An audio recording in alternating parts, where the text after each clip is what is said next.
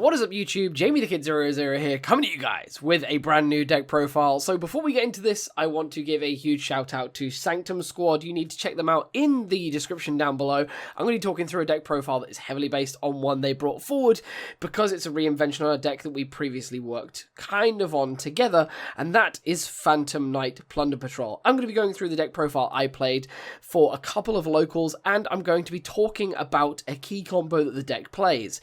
I'm not actually going to be going through the combo in this video because I think they did a great job over on their channel, so I'd love if you could check them out. But otherwise, we'll get straight into the deck profile, but first, a word from our sponsor of today's video that has re-signed for another term, and that is cardmarket.com. Today's video is sponsored by cardmarket.com. Cardmarket.com is your one-stop shop for the European TCG market. Shop from all major card games in all major languages. I use Cardmarket almost every day for my deck profile stocks and my ever-growing foreign collection.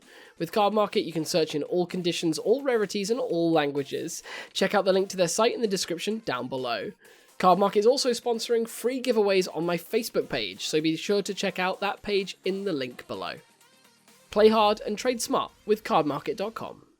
Again, a big thank you to Cardmarket for re-signing with us. It's been a fantastic time with them so far. I'm hoping to be able to create continued content with them, so if you can check them out in the affiliate link down below, it helps out the channel and it helps them out as well. But without any further ado, let's get into the list. So in terms of the monsters, you're going to find that the main actual lineup of Plunder Patrol guys is fairly similar to what you're used to. So we're opening up with 3 copies of Whitebeard, the Plunder Patrol helm.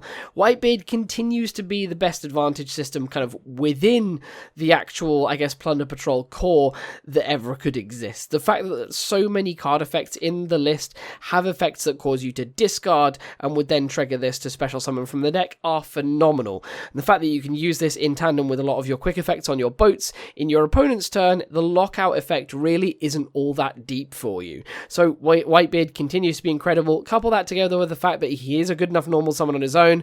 You can just summon him to the field and have him tag out for a boat. He's just phenomenal. Redbeard is still a one-off for me. I still just play the one copy just because Whitebeard can bring him out, and it gives me an extra way to tag out into an extra resource if I've used my Blackbeard effect for the turn. But otherwise, that's the tag out, boys. Then we play 3 copies of Golden Hair, the newest Plunder Patrol. Now, this is a Fiend list. This is a Phantom Knight list. So one of the main things we are, of course, focusing on is getting Golden Hair to the graveyard as quickly as possible. Golden Hair is fantastic because if you brick on her, you can just use her to make Almiraj and then res her again.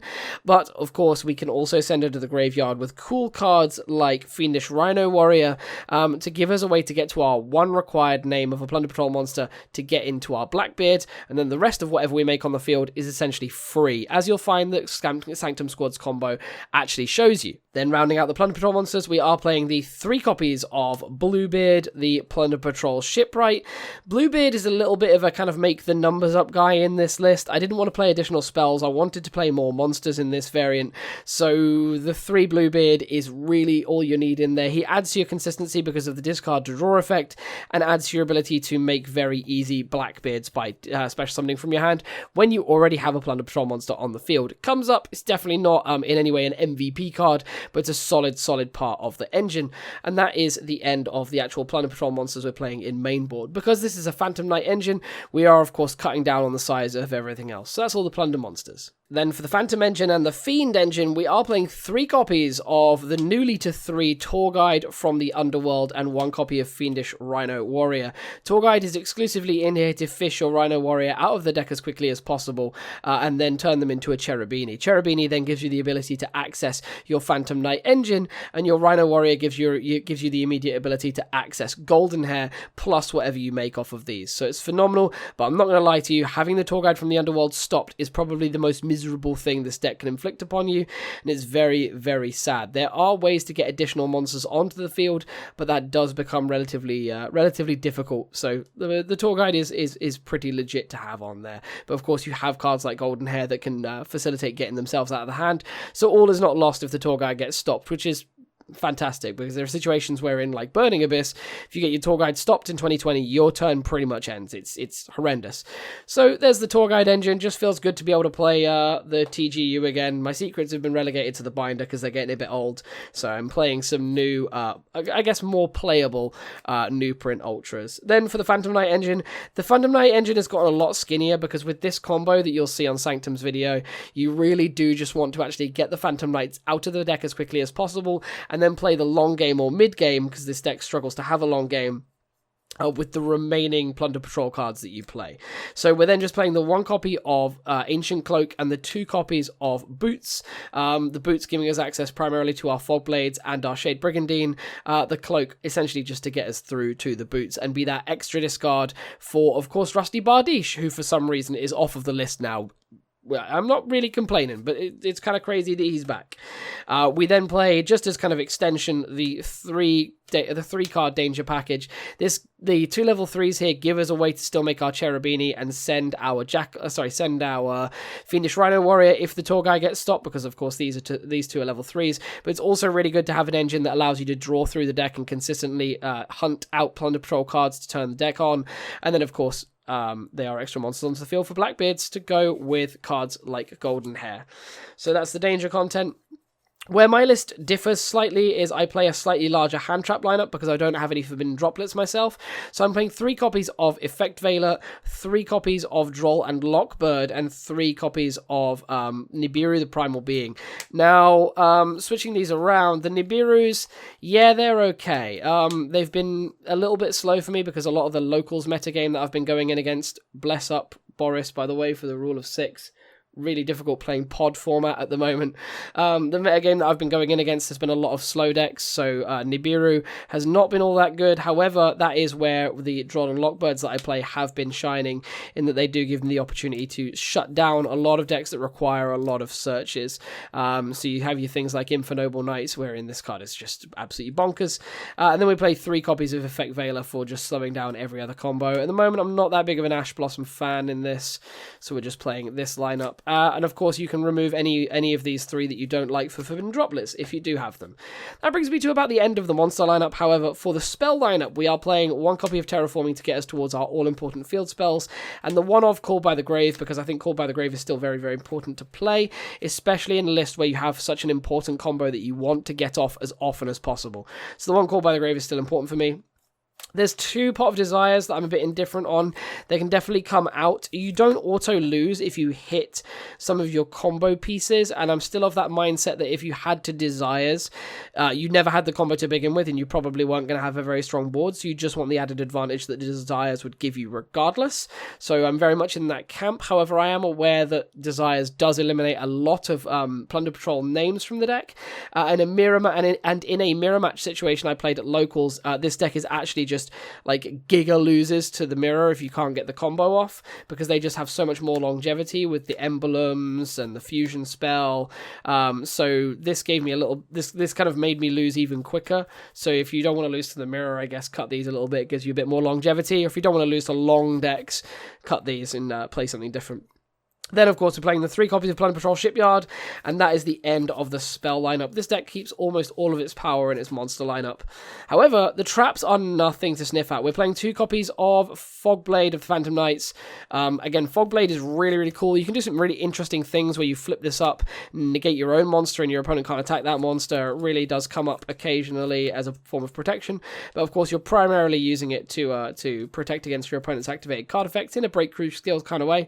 The 1 Phantom Knight of Shade Brigandine really comes up because it allows you to get into Moark through Synchro. Sorry, not Moark, I'm forgetting the name of it now.